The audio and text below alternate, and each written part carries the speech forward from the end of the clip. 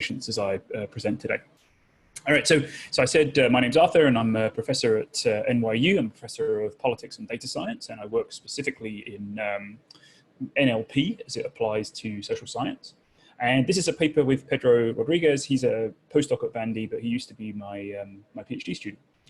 So I'm going to talk about word embeddings today, and I'm going to try to do a couple of things. So I'm going to try to sort of introduce them, where they come from, and what we think they can do in social science. There are sometimes people think about them as supervised, sometimes people think about them as unsupervised, but they're a way to think about the way that we represent words. And I'm going to look at their properties today and give a framework for how to think about when we can use them, when we can't. So if you know what they are, that's great. And so the first 10 minutes might be a bit boring, but if you don't know what they are, then hopefully this will be interesting to you. So in some sense, this is quite a thin paper. We're not going to have sort of huge advancements of theory in this paper. And what we're going to do instead is present a series of experimental and,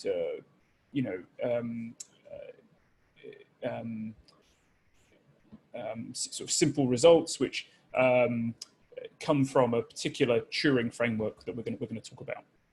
So there's a sense which was, in some sense, I guess, not by the standards of papers I see in, QJE or AER. I mean, it's an expensive paper in political science, perhaps. We have to spend a lot of money doing these validation tasks. Okay. So just as a big picture, just to give just to start you guys thinking about things here, start the audience thinking about things.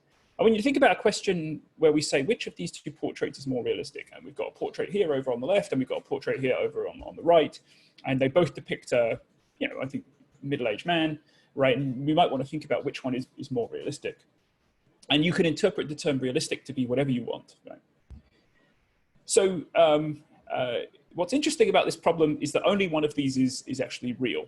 So this picture over here on the left is not a real picture. It's a composite produced by an adversarial network, by a computer looking at other pictures and then trying to sort of draw its own picture or put its own photograph together. And we can sort of see this in the background, right? So this doesn't look like a correct background. But this one on the right, this is actually the president of NYU. So he's very much a real person. I read his emails all the time. The point of this is not that I was trying to fool you by giving you two pictures and sort of trying to deceive you. The point is that one of these is produced by a machine and one is produced by a human. So this was taken by a human photographer. And I'm asking you as a human, which one of these do you think is most realistic? I'm asking you to provide me with, in some sense, your human judgment of the properties of these two images. This is going to turn up in some detail in my presentation today, because we're going to do tests like this. So I'm going to give people in the crowd, I'll talk about them more later, a cue like the word welfare. And I'm going to ask them, which of these do you think is a better context word for the word welfare? Is it the word dependency, or is it the word reform? And one of these words is going to be produced by a human, so a human coder, someone that we maybe in our political science or sociology or econ research is working for us, an undergrad, something like that.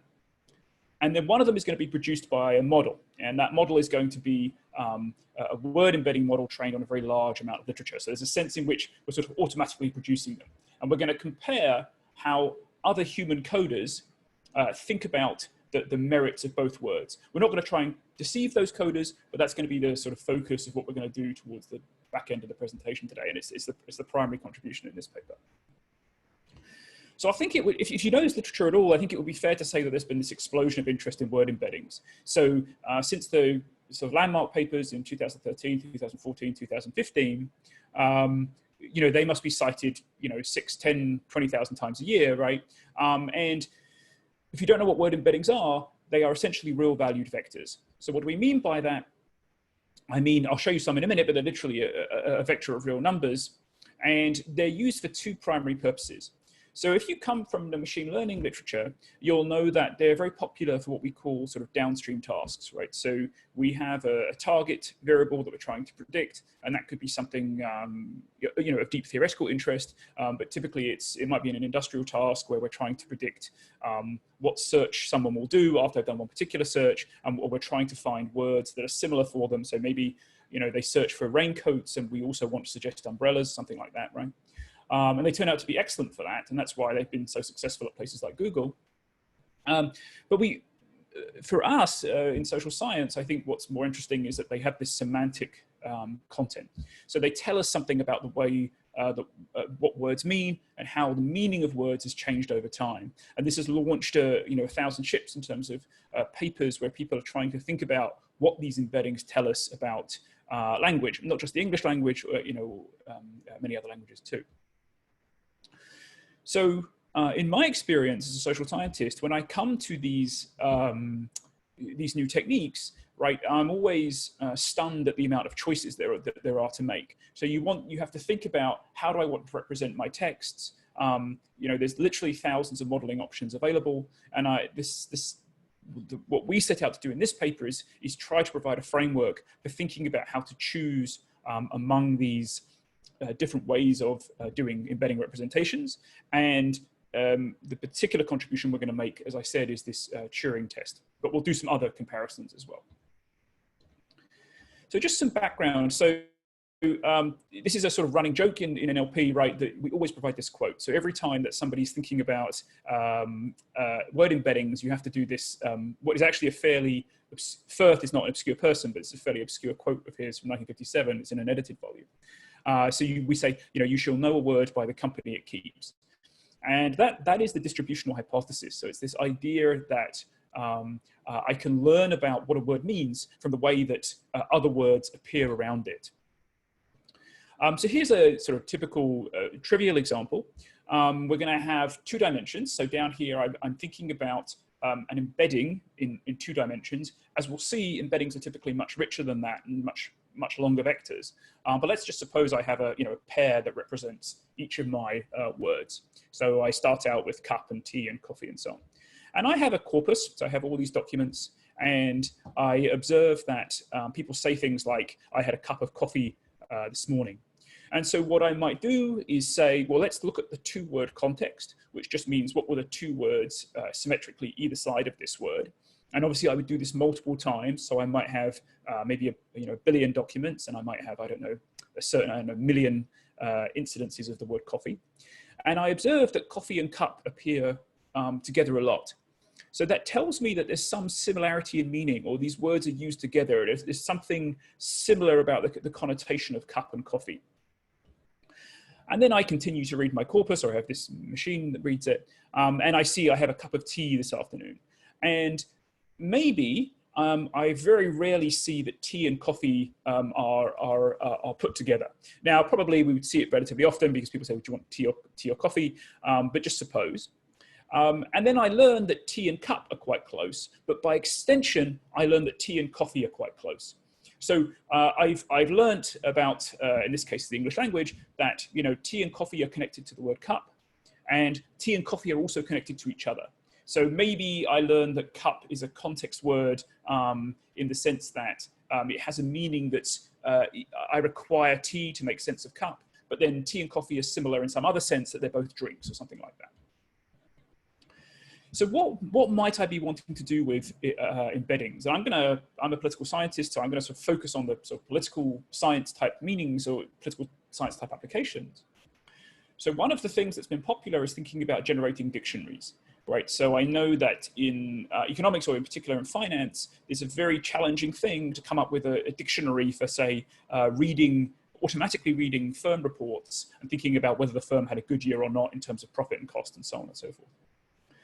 This is one for some colleagues at the University of Toronto, right? So I might want to model the ideology of parliamentarians. That's a classic problem in political science, and we think it's a hard problem.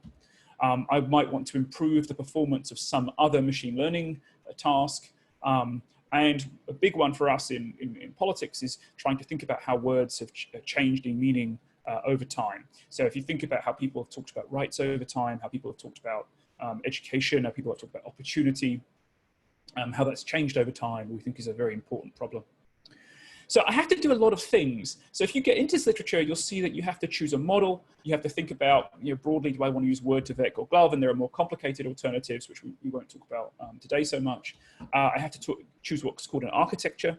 So I have to decide, do I want to take a target and predict the context? Do I want to take the context and predict the target? I have to pick parameters. So I've got to think about things like window size, which is how do I want to think about context? Is context something that's one word either side of the target that I care about? Is it 12 words or something like this? I've also got to think about the embedding length. And you can think about this as being the richness of the model. So do I want to think about, do I want a very, very rich model? And you can think about this as something like principal components. If you have a statistics background, right? How many principal components do I want to fit? I might end up overfitting. I could end up underfitting. And so we need to pick these things. And I also need to make a decision as to how to train my model. So on the one hand, I can get pre-trained embeddings. So I can just download these it'll take you 1 minute, 2 minutes to download these from the cloud, from Google Labs or something like this. Or I might want to locally fit. I think that my particular, these company statements are so specific and their vocab is so unusual that I want to sort of fit to these particular, these reports. I don't just want to use something that someone else has fit to some other data. So I'm going to make a statement which I think is probably more controversial in economics than it is in political science. So in political science, at least, I think that there are no accepted downstream tasks. So if you come from a CS literature, you'll know that there's loads of downstream tasks. There's lots of standard data sets that you can download. Oh, I'm going to use ImageNet, and I'm going to try and predict this and do better than the state of the art. So I think that state of the art in social science is very confusing. I know that folks who do like experimental work, they say, oh, the long data set, that's our benchmark that we try to do well on. But I think kind of just machine learning tasks, it's not as obvious, what we should be picking. And so instead, we're going to make the claim that the only way that you can think about the quality of an embeddings representation is in terms of it capturing something semantically meaningful about politics, which sounds, that sounds very a reasonable sentiment. And what it means is that we're going to focus on what's called intrinsic evaluation criteria. So, is this an intrinsically good representation? Does it make sense in some sense, rather than does it help us predict something else? The trick is going to be how we evaluate this. And this is going to be difficult, and we're going to try lots of different things, and you'll see that sort of some are successful and some are not. Okay, so what we're going to end up proposing in this paper is a Turing test. So those of you who know the background here will know that in the 1950s, Alan Turing writes this a series of papers. One of the papers is he says, think about a problem where a computer has to convince a human that it is in fact a human. And the particular design in that case is a human comes into a room, it is discussing with, unbeknown to it, a human and a computer, and the computer's got to convince the person it's discussing with that it is in fact human. And this is a very, very hard test to pass. It's very, very difficult. We're not going to deceive anyone here. What we're going to do instead is we're going to ask crowd workers whether the output from a human or a model, another human, or a model, which is for us is this embedding, fits a particular queue better. And later I'll give sort of the precise protocol for how we did this. The good news is that we're going to get what we call human-like performance. And I'll be a bit more subtle and precise about that later in the presentation. But the point being that if you're thinking, do I need to have a bunch of human coders coding these, whatever they might be, these reports, these documents, these speeches, to get kind of good meaning out of them, we're going to say no, and we're going to get incredibly good human-like performance from very, very cheap representations. We'll talk about that later. But we're going to do a bit more than that. So as I hinted, as all models, we have multiple parameters. And the thing that people discuss a lot in this literature is how large a window I want and how many embedding dimensions, which boils down to how rich a model do I want of language? And then, as I said, should I pre-train or locally fit? So is my language so special in this particular set of business reports that I need to do local fitting, or can I just use something that was fit to Wikipedia or something like that? So we're going to talk a little bit about technical criteria, and we'll talk about stability. That turns out to be an interesting problem as well. So basically, how stable these embeddings in multiple runs. It's an interesting non-convex optimization problem. And our advice is going to be pretty simple, which is that at least for the cases that we look at, we would tell you to sort of avoid small windows, avoid kind of very, very unusual small dimensions, but in general, we're going to get pretty robust results. And then secondly, and this is, I think, sort of really the good news, is that pre-trained embeddings work really well.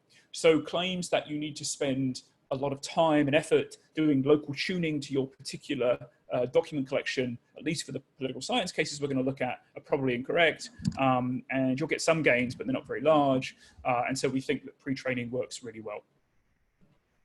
Okay, and then sort of finally, we'll talk about, if there's time, I'll talk about these two very popular models, Word2Vec versus GloVe. There are other models on stream now, but these are the two that you'll hear most discussed. And yeah, basically, we're going to say it's essentially even for most of the problems we're going to look at. So there's we'll talk about some robustness results where GloVe is more robust, but they're both basically equally liked by humans. And if that's your gold standard, then, you know, they're about the same. So what are we going to do? Well, as I said, at the end of the day, we're just going to fit a lot of models and see how they perform. And we're going to focus on two hyperparameter choices. So there's going to be 25 combinations. So there's going to be window size 1, 6, 12, 24, 48. I'll talk about the Corpora we're using momentarily. And then we're going to do lots of different embedding dimensions. So we've got a pretty sort of thin model. As I said, you know, you don't see many industrial applications or academic applications where the model only has 50 dimensions. Normally you'll see something more like 300 dimensions. And we're going to fit up to something like 450 dimensions. And then we're going to take these combinations and we're going to see how they do in a way that I'm going to discuss in a minute.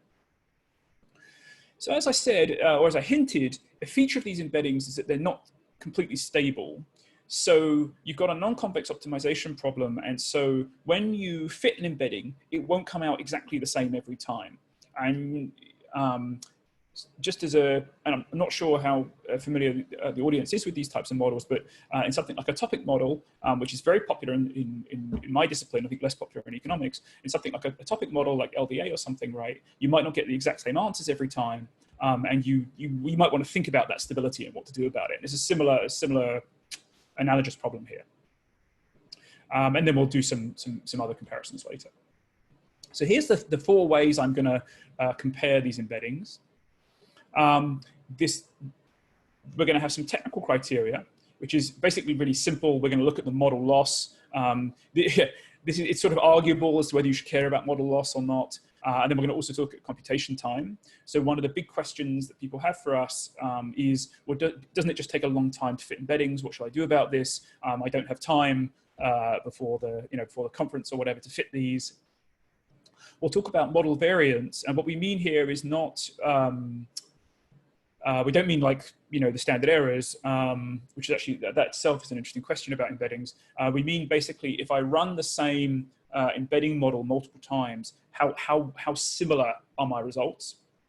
I'll talk about something called query search rank correlation, which basically means it's another way of thinking about similarity. So it's, if I think about 2 different models, you know, that fit, you know, completely independently, right, how similar are the results that they give me? And then finally, I'll spend some time talking about human preferences, which, as I say, is kind of the main framework in this paper. So here are our Corpora. We're going to use the congressional record for most of what follows. This is a very popular corpus in political science, you can imagine. We've got the UK Hansard, we've got the State of the Union addresses, which are very short and over a very long time period. We've got the Spanish Parliament, we've got the Bundestag as well. So one of the things that we do in this paper is we show that you can do very well in other languages, not just English, and we think that's a kind of real, that's actually a real triumph of this method. So as I say, we're going to focus on the congressional record, and we're going to focus particularly on these embeddings from the Stanford folks called GloVe, global vectors, but we'll also do some comparisons to Word2Vec later. So let me start off with just some very, very basic, within model loss, right? So you think about like, this is essentially, you're fitting this model to this something analogous to a neural net to your data, right? At the end of the day, what's the minimum loss that it achieves, right? So lower is better, meaning it fits the data better, basically. And what do we find? Well, if we start off with a window size of 1, this is a very, very small model, right? And we start off with very few embedding dimensions, it doesn't do that well. Now, in the paper, we're a bit more subtle about that. And saying it doesn't do that well is a bit vague because, I don't know if these things can be interpreted very easily anyway. And so the key thing is to think about how different models do.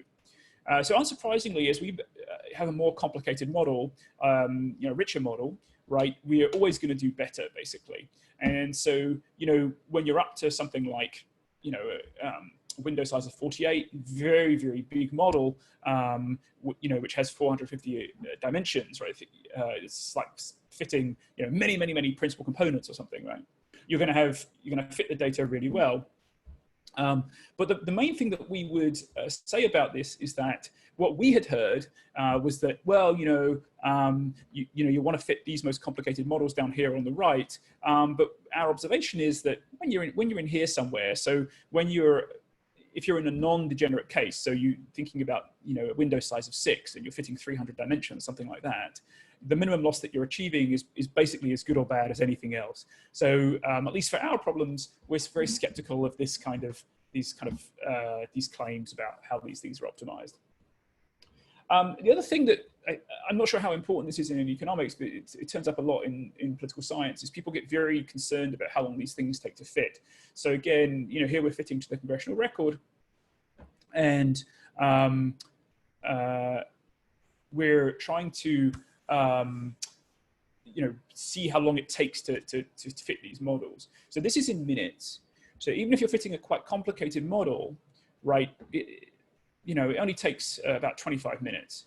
Now, again, unsurprisingly, these things are sort of, you know, linear in the complexity of the model. But let's just, you know, take this very complicated model, which I think is, you know, more than a computer scientist even would kind of recommend. You know, so we've got 48 window, and then we've got, you know, the most dense model that you could do. It only takes about 200 minutes to fit. So, you know, when we go to conferences and things, and I found myself suggesting to somebody, why don't you do some local fitting of embeddings? And they would say, oh, you know, there isn't time. You know, there isn't time for me to do this fitting. And I feel like, well, you've probably got 200 minutes before, you know, the conference meets again next year, so that should be plenty of time. Although, of course, I don't know about discipline of economics, but in social science, we often write our papers the night before, so maybe that's difficult in political science. Okay, so that's kind of as expected, and I think it's sort of basically good news. I want to talk about also model variance, so stability. So one difficult thing that we have that we noticed in this when we looked at embeddings is that it's really hard to compare embedding models. Let me sort of explain why, just with a sort of graphical aid here. So this is what an embedding looks like, or rather, this is in R. So I know you economists, I don't know if they're big fans of R. I feel like you guys are very into Stata and maybe Python these days. Here's a vector. So this is just the first 5 elements of the vector. So normally this would go on for be a vector length of 50, and it's the vector for welfare. So as I said, it's just real numbers in a vector. That's what the embedding is. And this is from a particular model. It's from the parameters 150. So window size of 1, length 50. And then I do another one for window size of 6, and I have it as length 300. So of course, this would go on for 300, but I can't fit that on the screen. Right, and the question becomes, how do I compare these two vectors? Which means literally, you know, how do I compare these two embeddings? And I've got vectors of different lengths. How should I think about that problem? It's not trivial.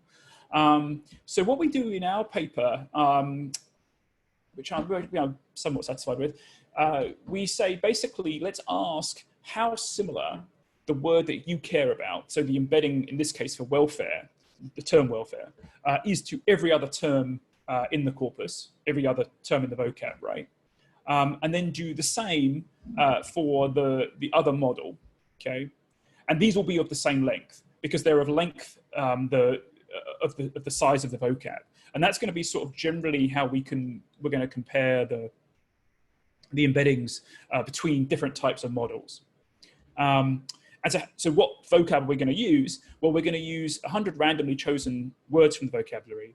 But then we're also going to choose these, what we call political science terms. And these are not, I mean, these are somewhat ad hoc. So we picked terms that we thought would be interesting.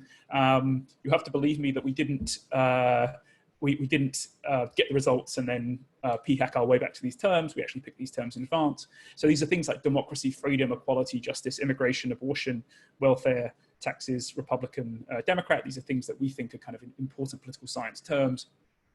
I'm not sure exactly what the equivalent in economics would be, but you get the general idea. So you want to pick terms that you would normally want to code or have somebody code, and then instead you're going to find out what the machine thinks. So just to, again, for those who've seen these types of displays before, this is kind of old news, but this will give you a sense of sort of visually, if you take these embedding vectors and look at them in principal, do principal components of them just for visualization purposes, this gives you just a little bit of a sense of how these models differ. So here's our word welfare, and we're asking in this corpus, which is the congressional record, what words are similar to that word? And we see like comprehensive, reforming, recipients, immigration, right? These are words in this particular model that are similar. And then I could look at these in 6300 space, or in its 6300 model, and we get slightly different words. So just as an example here, right? I don't think child is near welfare in the first model, but in the next model, right? Child is a word that turns up very close to welfare. So it's somehow in this model, it's asking us to think about child as a context term for welfare, basically, just to give you a sense of how they differ. So let's talk about model variance. So what we're essentially asking here is how similar are the models between runs? And we're asking about the correlation. So what do we see? Well, the more embedding dimensions you use, in some sense, the more stable the model. So if you take a look at the y-axis here, right, these are in general very stable models. So, typically, as soon as you're at 300 dimensions, even with a really small window size, which is thought to be an unstable setting, we're getting very, very similar runs, right? It's, 0.95 in terms of those nearest neighbors that you get out, or I guess in terms of the cosine distances of them. And then you sort of, as you increase the complexity of the model, you're just seeing extremely similar runs. So again, I mean, I think there's good news here, which is that when we think about models that people suggest you use, like a 6-300 model, so in here somewhere, right, you're getting really, really tight runs. So basically, it's not the case that you get completely different results every time you run this model. I mean, they're very slightly different, but they're not completely different, and we think that's probably good news. So if someone tells you, I'm very worried about instability, our response would be, well, on the experimental basis, they're not that unstable. Okay, what about sort of just basically how similar are these nearest neighbors that I get out between different models? So here we've got a kind of heat matrix, right? And we're going to start with our curated terms, which are our politics terms, ones that we were most invested in. And so on the x-axis, you've got all the different models, or at least, some of the different models we fit. And then on the y-axis, you've got the same thing. We're just asking sort of how correlated are their results. So things like a general observation we had, and again, we think it's good news, is that these things are highly correlated. So, if you take something like this model here, 48-300, and you ask how similar it is to the results you get from 6-300, I mean, it's 0.92, right? So in some sense, we would say don't panic too much about which model you're picking. If you're picking something in this zone, it's probably pretty highly correlated. There are some low correlations here. So for example, this is only 0.76, right? So in some sense, you're getting different answers. And by different answers, I mean, your inferences might be slightly different in terms of that plot I showed you earlier, where you're thinking about a child as a nearest neighbor or whatever. And finally, what about the pre-trained model? So again, to just reiterate here, pre-trained means I downloaded it from the web, right? And it took me 2 minutes to get. And then I'm comparing it to models that I locally trained on my data, this congressional record. And you can think of this at a high level as saying, how similar are the embeddings of Facebook, of Wikipedia? How similar are the embeddings from Wikipedia to the way that words are used in this very specific context of the congressional record? And they're close-ish, right? So, you're not going to go that far wrong. They're about 0.7, 0.65, 0.7. So again, and maybe the congressional record is unusual in some way, but claims that sort of pre-trained embeddings don't work, just in terms of the types of results you get out, we're skeptical about these claims. Okay, so let's get on with this Turing test, and that'll kind of take me through to the end of my presentation today. So this is an RShiny app that we designed. It's for the web. And if you're one of our human coders, this is what you would see. So they get the Firth maxim. They're told, you shall know a word by the company it keeps. And then we tell them what we mean by a context. So a context word means literally a word that appears close, as in, cup appears close to coffee. And then we tell them, or it could be a word that it just occurs in similar situations. So we tend to see coffee and tea in similar situations because it's a drink that people are ordering from a cafe or whatever it might be. And we ask them, this is the first task. These are going to be independent tasks for different people. But we ask this first set of crowd workers, please give us context words. So this person has started. They were given a couple of minutes, right? 3 minutes, I think. And they had to write in words. This person's written reform, help, and poor, and their prompt was welfare. So they're giving us suggestions, right? And they have to kind of keep doing this. In the second task, and this is a completely independent set of humans, we're going to present human coders with a Q word. Here it's welfare. And whether we're going to present them with one word from the machine, which is the model, right, glove, which was trained on something like Wikipedia, and one word for one word provided by a human. And obviously we're not going to tell them which is which, and we're just going to ask them, which of these do you prefer? So if I tell you welfare, do you prefer dependency or reform? So in this particular case, this crowd worker said, I like the word dependency. That makes sense to me. That's a good context word for welfare, right? It turns out, again, unbeknownst to this particular crowd worker, that this was suggested by the machine, it was suggested by the model. And so in some sense, the machine gets 1 point and the human who suggested reform doesn't get a point. And obviously, it's often the case that humans suggest the same thing as machines. And so we're kind of getting rid of all those. And we're only looking at the disjoint ones, and we randomize, and the, sort of general appeal to sort of large sample properties here where we're kind of randomizing. And so hopefully there shouldn't be too much small sample bias here. Okay, so let's get on with some results which we think are interesting. So down here on the bottom, I've got my words that I care about, my political science words. And then I've got a measure of relative performance on the y-axis. And the baseline here is a human being. So what we're saying is, does my model, which is this 6300 model, locally trained, so fit to my corpus, does it perform better or worse than a human in terms of convincing other humans that it has good context words? And unsurprisingly, it varies by Q. And we have there's some sampling error, so just put some confidence intervals on here. So the main point that we'll make here is that in every case in this particular example, humans did a bit better, but it was close, right? So what we're saying is you could, in principle, pay humans which would be quite expensive. It takes hours to code these things, right? Come up with context words. Or you could use some locally fit embedding model, and you're going to come quite close, right? So in fact, on immigration, this one particular Q, they're indifferent. So humans do about as well as machines in terms of suggesting context words. But let's move on to something like, the glove pre-trained model. Right now, again, the baseline is 1, which is a human. There are cases, in terms of the point estimate at least, where the machine is actually doing better. And when you start to think about the uncertainty, right, this is kind of overlapping almost everywhere up to Republican, equality, abortion, democracy, right? Meaning that at least for these 5 terms, it's just not obvious that you should be using humans at all, right? The model does a fine job suggesting words that are in the context of a particular Q. And this is pretty remarkable given that these things are completely free. And you can download them in 2 minutes, and you can be up and running in R or Python or whatever you want to be doing in maybe 10 minutes, right? So if you're thinking, like, do I have to go down this avenue of having a human code all this stuff?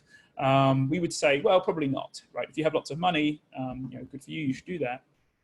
But you can do very, very well using just a model that you can download. And then in principle, we can compare any model with any model. And this is just to make the point that basically when you start comparing models which are, somewhat similar, they basically do similarly. So there aren't kind of huge performance differences. Okay, so I want to just return to a statement I made at the start about Word2Vec and about whether Word2Vec is similar or not to glove. This is a bit inside baseball. I mean, if you're not in this field or you're not kind of actively working in NLP, in your own work, this might seem a bit you know, superfluous, basically. You know, who cares about these two models? But this is sort of a big debate, at least in my corner of political science. People are trying to decide, should I use GloVe or Word2Vec? I'm going to be quite brief here and say that in some sense the debate is misleading because mathematically they're very similar models, and so they basically should produce similar embeddings. So we actually find that's not the case. So for our particular corpus, they don't provide embeddings which are identical. But the key thing is that humans don't seem to be able to tell the difference, or don't seem to be able to have strong preferences over these things. So in some sense, you know, if we take our gold standard seriously, which is that we care about what humans think, you know, these models, Word2Vec or GloVe, are basically doing the same. So here you go, there's the evidence there. They basically overlap everywhere. Claims that GloVe or Word2Vec are obviously better, just don't seem to hold water. We found GloVe to be slightly more stable, actually, so that might be a point in its favor. Yeah, and so there, you know, these typically have, you know, reasonable correlations. And we did some experiments to sort of try and work out why they differ at all. And I guess it's more of an FYI because we're not pushing either particular model, but basically GloVe tends to underweight rare terms, whereas Word2Vec underweights high frequency terms. And so you can imagine that has certain effects. And in fact, I've got an example in a minute. So basically Word2Vec often finds nearest neighbors, which are relatively, will pick out rare terms as nearest neighbors. So just to be clear, a nearest neighbor is basically, if I have an embedding of a word and I ask in a simple, you know, cosine distance sense, what other words are near this word? But, you know, what are the 10 nearest words in the vocab? They are my 10 nearest neighbors.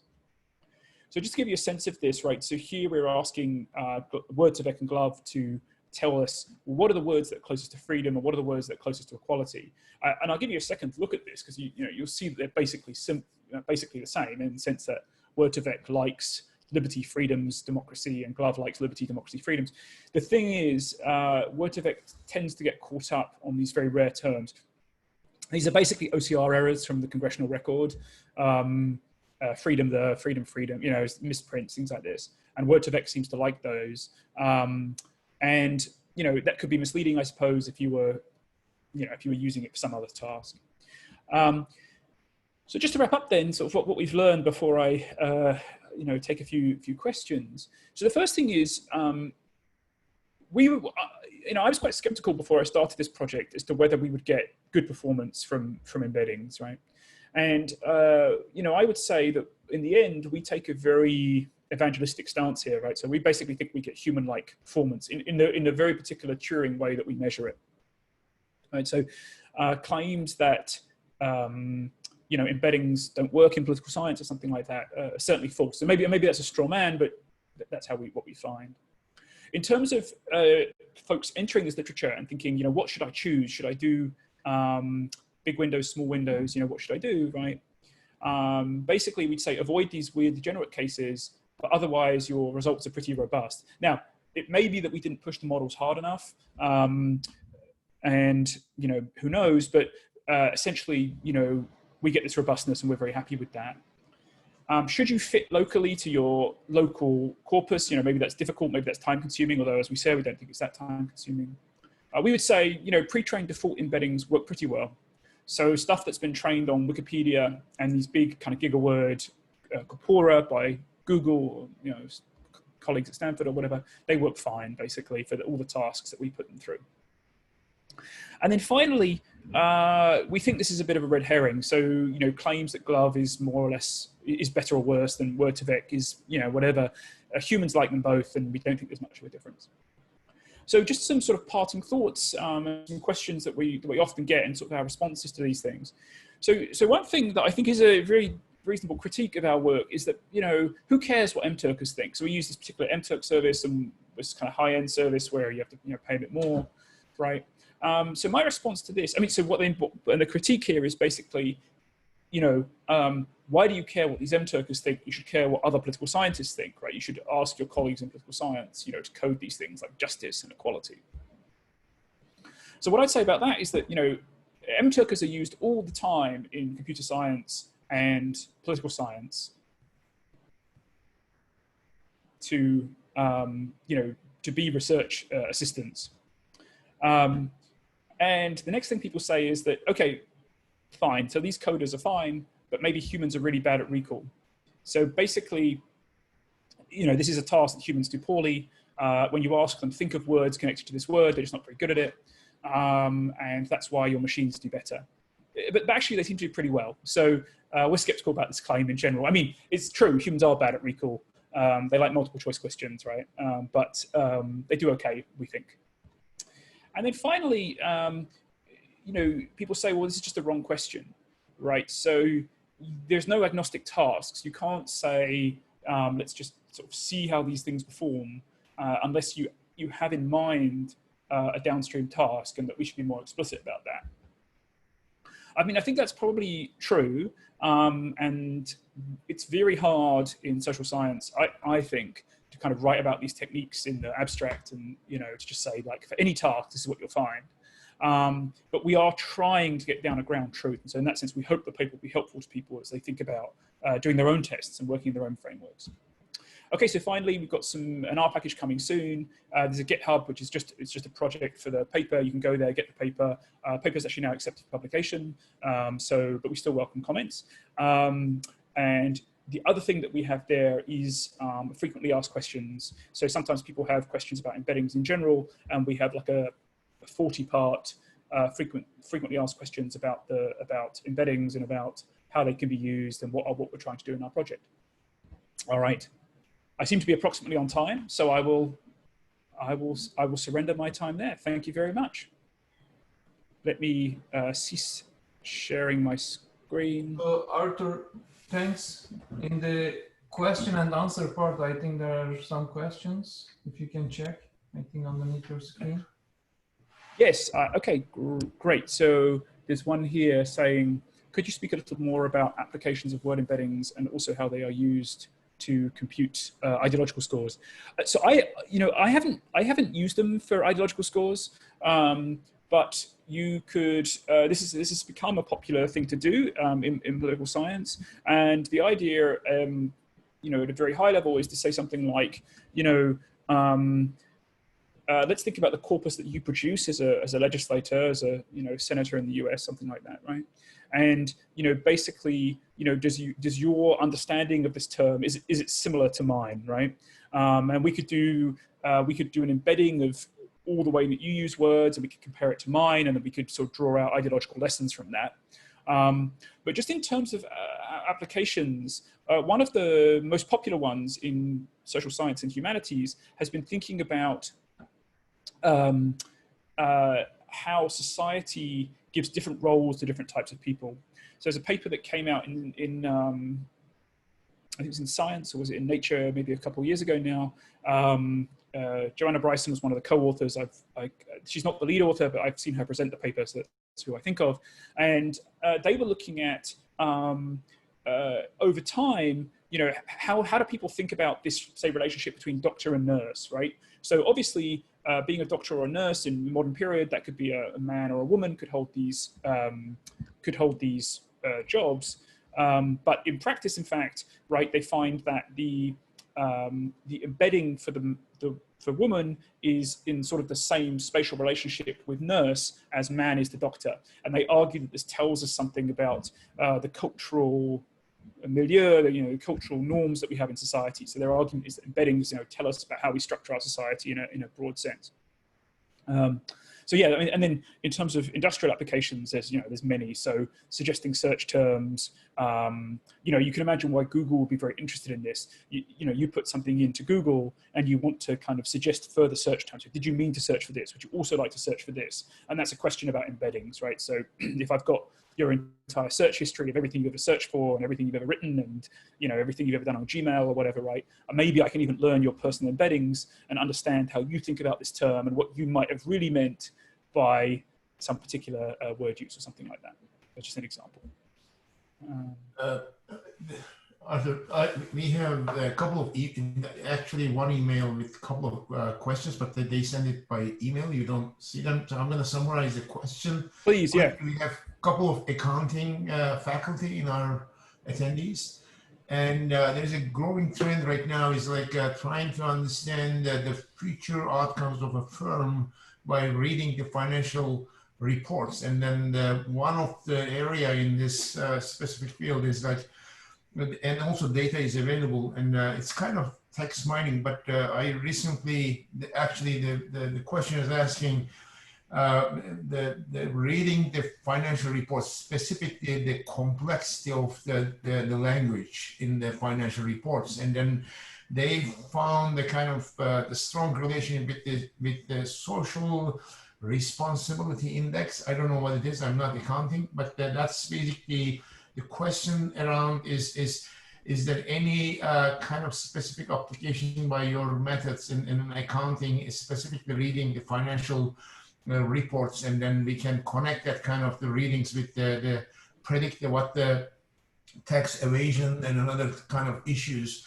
There are few papers on this, I guess, and then, but it is a growing interest. And then also in our department is a huge accounting department, and then I know a couple of people are working on this. If you comment on this area, that would be nice. Thank you.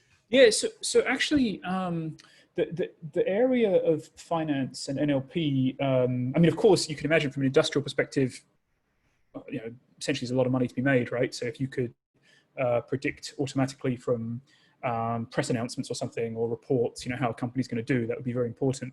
The main thing I know about this, it's not quite my area, but the main thing I know about finance is that it has, relative to standard English, a very unusual vocab. So let me give an example. So a very common sentiment engine in social science, in computational social science, says that the word cost is a negative word. So if you talk about, you know, this has been a cost to us, that's something bad, that's something negative. But cost is this completely neutral term in finance. So, you know, these were our costs for the year. This is our labor costs. This is, you know, this is our rent or something like this. And you want to kind of reflect the fact that it's neutral. And there was this whole, I don't want to say cottage industry because it sounds rude, but there was this whole industry in finance, I think especially out of the University of Southern California actually, talking about the idea that standard off-the-shelf sentiment algorithms were bad, and so we need to do something else. So I would imagine that the finance folks are certainly getting into embeddings and NLP, and I certainly know that I hear on the grapevine, you know, I don't do any work with hedge funds, but I know that hedge funds are very interested in the idea that you know, NLP and embeddings is going to provide kind of useful insights about company performance.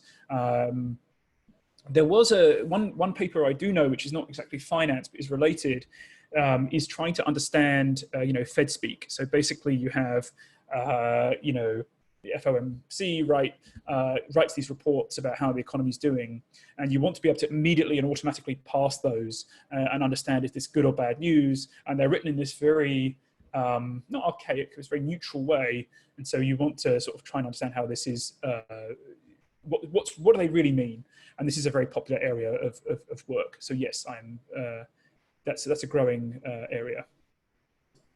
Okay, do we have more questions and by emails? No.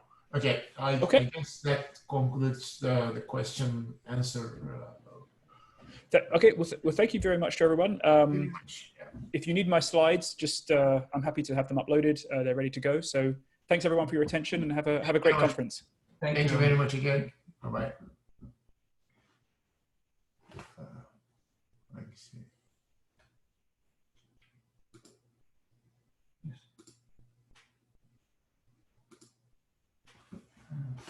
Now, Catherine Baylis will join us. Thanks for joining.